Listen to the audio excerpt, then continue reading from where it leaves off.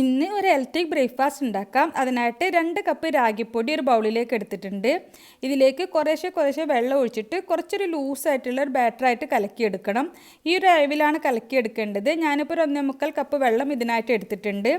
10 minute ഇതൊന്ന് rest ചെയ്തതിന് ശേഷം വീണ്ടും ഒന്നുകൂടി ഒന്ന് മിക്സാക്കി കൊടുത്തതിന് ശേഷം നമുക്കിതൊരു മിക്സി ജാറിലേക്ക് ഒഴിച്ചു കൊടുക്കാം.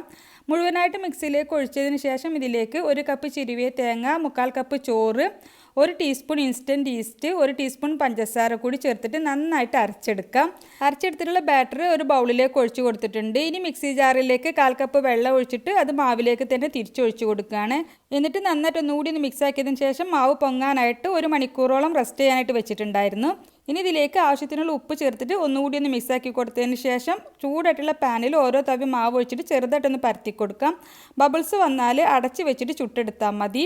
അപ്പോൾ രാഗി വെച്ചിട്ട് നല്ല പഞ്ഞി പോലെ ഒരു അപ്പാണ്, ട്രൈ ചെയ്ത് നോക്കണേ.